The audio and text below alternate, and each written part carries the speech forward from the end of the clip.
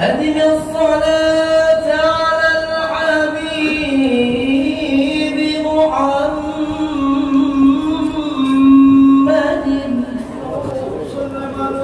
يتلعلى بين العباد وخير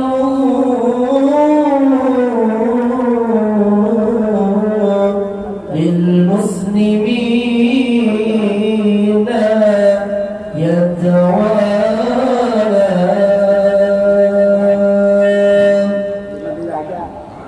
الدين لنا والحق لنا والعدل لنا والكل لنا على عظمة السلام ملكينا وجميع الكون لنا وقانا الدين لنا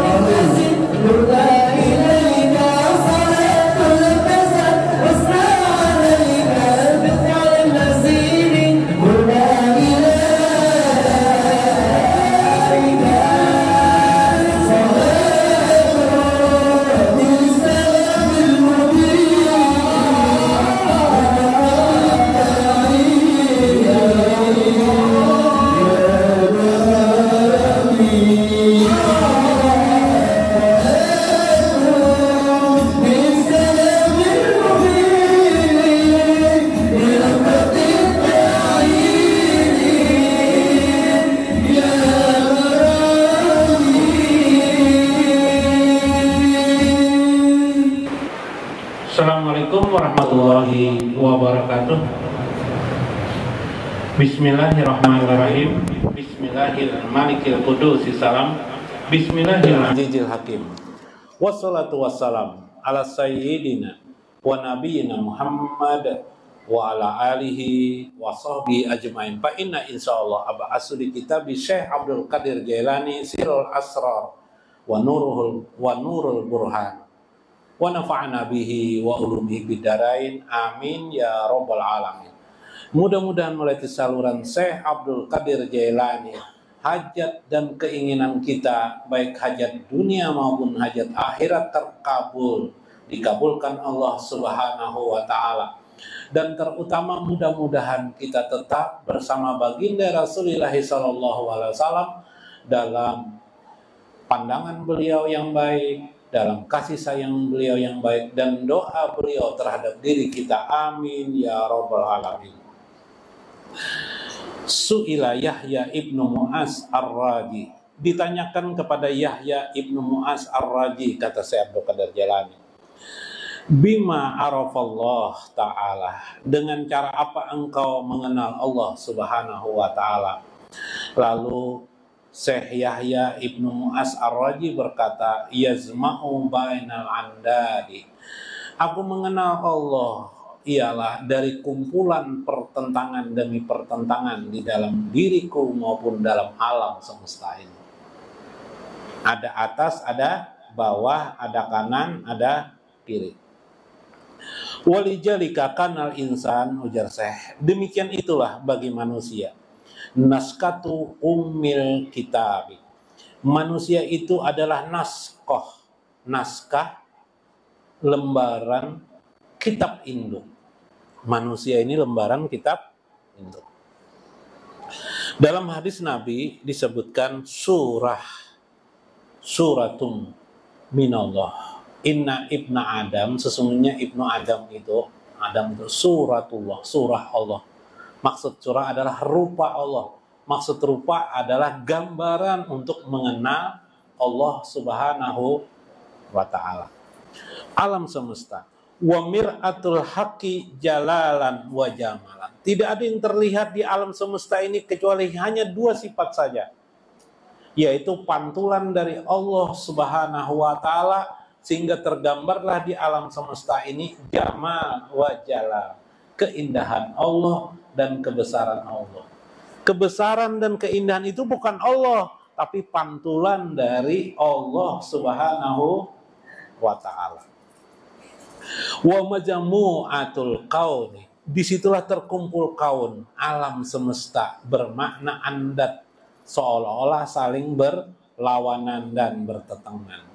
Wa yusamma kaunan jami'an wa alaman kubro, dinamakanlah dia alam semesta seluruhnya jami'an, terkumpul, dan ada lagi alam kubro, alam yang lebih besar daripada itu, tapi kita tidak tahu.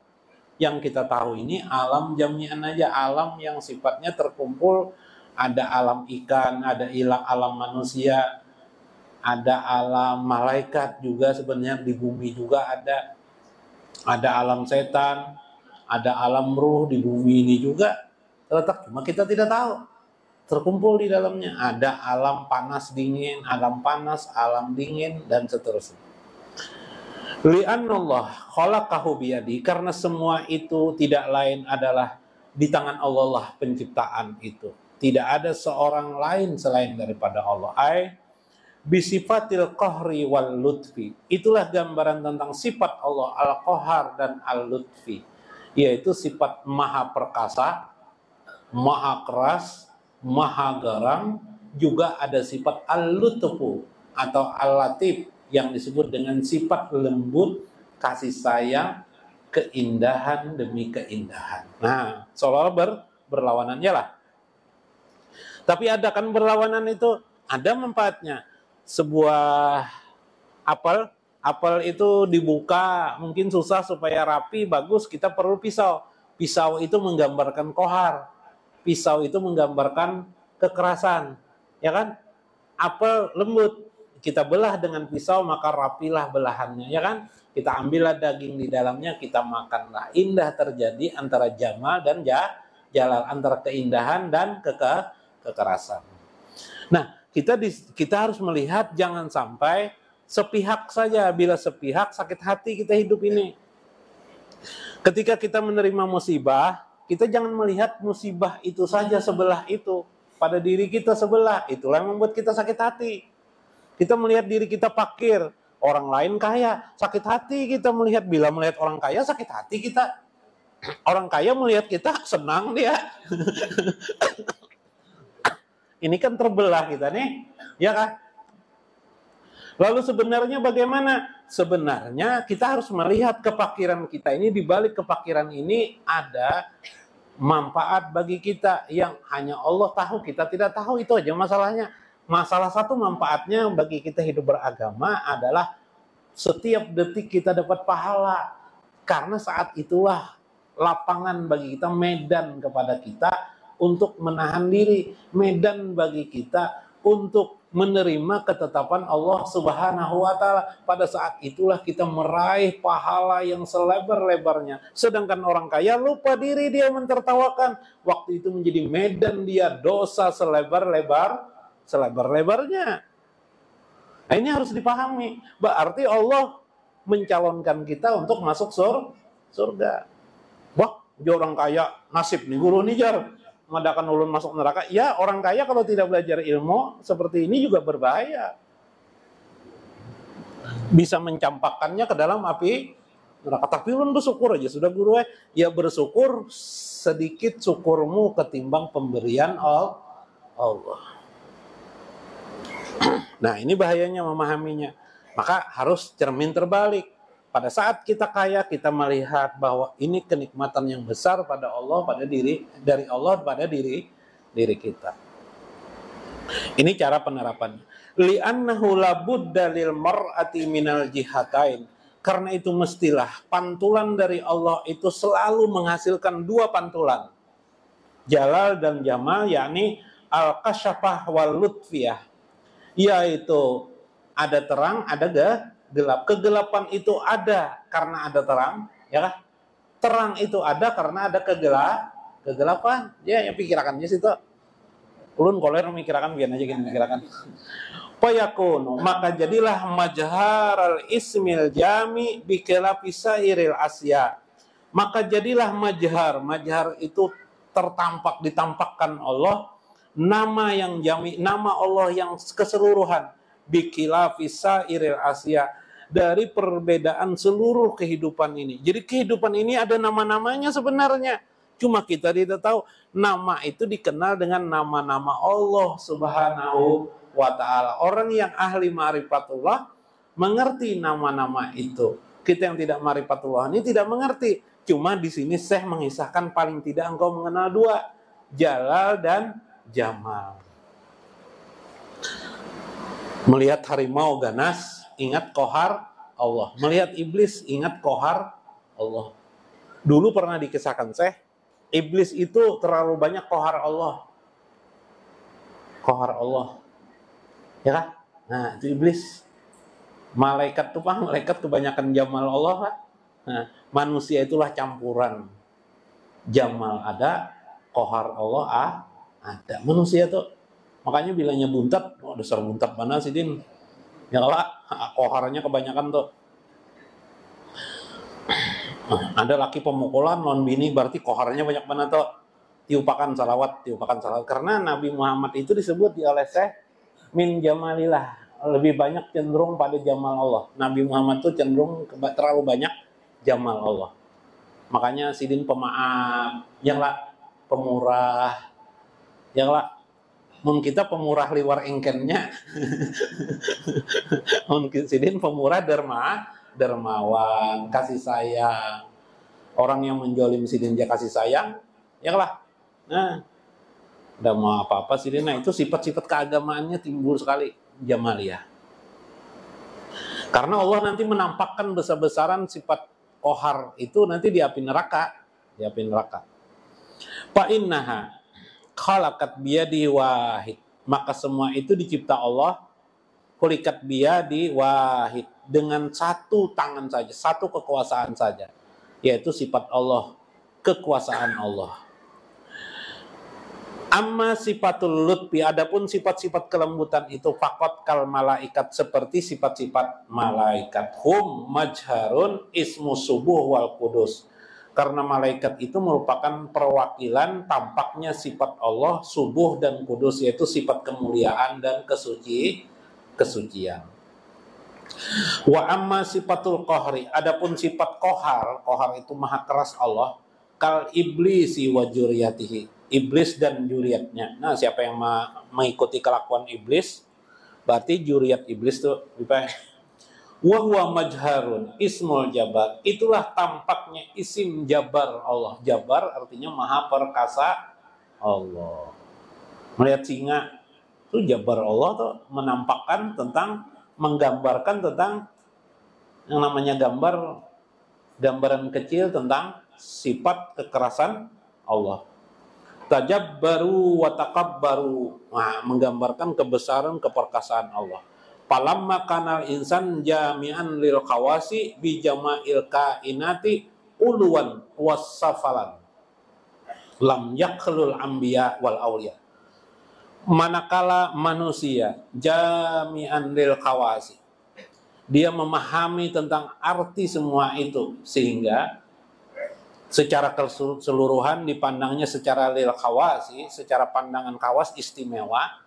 Bijami'il kainat, pada seluruh kehidupan ini manusia itu diberikan Tuhan keistimewaan, sehingga manusia itu menempati derajat yang tertinggi bisa, derajat yang terbawah bisa. Kadang seperti malaikat melebihi daripada malaikat, kadang lebih ganas, lebih berbahaya daripada binatang, hewan maupun iblis. Bahkan iblisnya takutan melihat manusia. Mbah membunuh anak tuh, ya lah. Orang tua membunuh anak, ada lagi orang tua membunuh apa? Membunuh orang tua. Ini aja iblis, aku aja kada berani membunuh anakku aja iblis. Manusia nih. Lah guru lah. Ada lagi saya guru iblis membunuh anaknya sorangan. Udah mau malahnya membanyaki anak. Ini manusia bisa membunuh anak atau membunuh orang tua ya Pak. Nah, durhaka pada orang tua, aneh juga manusia ini jadi iblis. Jadi iblis bingung juga lihat manusia ini. Dilajari iblis malah lebih pintar pada iblis lagi manusianya. Uluwan wasafalan, boleh jadi dia tinggi maupun rendah. Lam yaklul anbiya wal auliya minazillah, bahkan sunyi daripadanya, ya kalau lebih terkhusus lagi adanya para nabi dan para auliya. Fa innal anbiya ma'sumun, sedangkan para nabi itu maksum minal kabair, daripada dosa-dosa besar, ba'dan nubuwah, setelah mereka mendapat nubuwah atau risalah, duna sogoir, kecuali kesalahan kecil. Jadi Nabi Muhammad itu maksum, contohnya Nabi Muhammad maksum, tapi beliau bisa juga salah, tapi salah sidin tidak berdosa. Kesalahan sidin adalah memiliki tujuan dari Allah, memang disalahkan Allah supaya umat mengerti tentang makna kesalahan. Pernah sidin salah, contohnya sidin pas waktu jihad, waktu perang,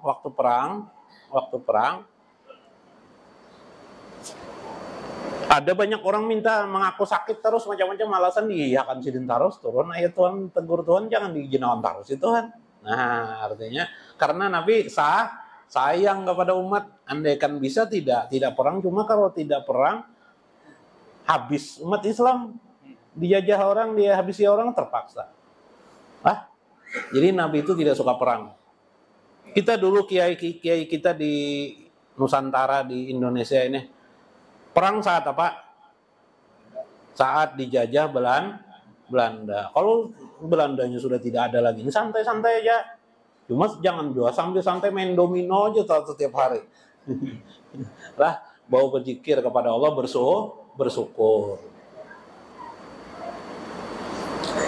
Wal aulia. Nah, sedangkan para aulia laisu ma'sumin. Mereka itu tidak maksum. Para aulia tidak maksum. Waqad qila aulia mahfujun. Tapi para aulia itu hanyalah terpelihara dia atau dijaga oleh Allah ba'da kamalil wilayah, setelah disempurnakan wilayah minal kabair, terutama dari dosa besar, bukan dosa kecil. Jadi aulia itu bisa dosa kecil bisa. Pina binian ada pina cantik, melelek juga sekalinya aulia. Misalnya nih, makasih din tuh wali jar pina melelek juga masih. Nah, tapi sidin masih sadar astagfirullahaladzim. Nah, ya Pak. Jadi jangan juga terlalu tinggi melihat aulia, wah kayaknya aku tidak bisa. Makanya kata Syekh Ibnu Athaillah kemarin, aulia itu bisa tukang jahit, bisa tukang tenun, bisa kalau diluaskan lagi tukang beca bisa, tukang bakso bisa. Ulun guru jualan pentol, nah tukang pentol bisa juga. Ya Pak, apalagi macam-macam bisa aulia Allah itu. Nah, karena itu mereka terutama dapat terhindar dari dosa-dosa besar. Kesimpulannya, nah kesimpulan penting. Kita kesimpulan buat apa kita memahami? Kalau tidak kesimpulan, pahamilah diri kita. Terjadi pertentangan, baik dan buruk, bertentangan enggak? Atas bawah, itulah bagaimana kita mengkompromikan semua keadaan itu. Dikompromikan. Sifat memberontak, yalah. Bagus-bagus saja sudah. Tiba-tiba timbul hati, kenapa Tuhan ini jadi menyuruh sholat 5 waktu lah? Ya kan? Ini sifat berontak tuh. Nah, itu ada di dalam diri kita dibuat Tuhan. Bagaimana kita mengendalikan sifat berontak itu? Dengan cara apa mengendalikan itu? Dengan ilmu. Nah, lalu ketika kita melihat diri kita memiliki kelebihan, ingat jalal Allah, ingat jamal Allah, ini milik Allah semua, bukan milik kita. Kitanya milik kita apa? Jadi tidak ada Tuhan selain Allah, tidak ada yang ada kecuali Allah. Maksudnya tidak ada yang maha agung, yang maha besar, yang maha indah. Tidak ada keindahan, kehebatan, kebesaran itu kecuali Allah. Sedangkan kita adalah yang maha hina. Itulah maksudnya. Terjadi al-aqsu, pertentangan antara Allah dengan diri kita. Tapi pertentangan itu bermakna bijaksana.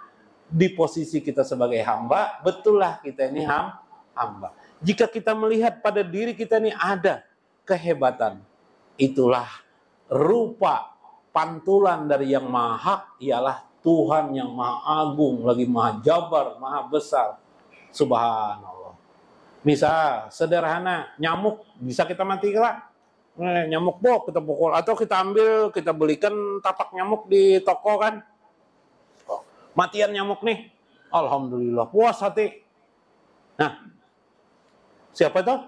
Itu pantulan dari kohar Allah Subhanahu, bukan kita. Selama itu kebaikan. Tapi kalau itu keburukan, harus ditempatkan pada diri kita. Tidak boleh disandarkan kepada Allah. Bila kita menyandarkan keburukan itu kepada Allah, kita termasuk hukumnya jindik. Jindik adalah orang yang dimurkai Allah Subhanahu wa ta'ala karena menuduh Allah berbuat jolim kepada hambanya. Contoh, mencuri, kenapa jadi mencuri jar? Allah ta'ala jar mana? Lihailah mencurilah, hilang terus barang orang di kampung nih jar. Nah, itu pang Tuhan bariku jar, kayak kemampuan dan kehebatan. Nah, itu jindik. Atau karena kudrat Allah aku kau mencuri jar. Itu adalah jindik. Tadi nama melelek binian itu Allah Ta'ala juga ajar kada aku kada ajar. Itu jindik namanya. Nah itulah, mudah-mudahan manfaat. Sedikit lagi lah, mudah-mudahan berberkat, mudah-mudahan dapat manfaat. Wallahul muwaffiq ila aqwamit thoriq. Wassalamualaikum warahmatullahi wabarakatuh.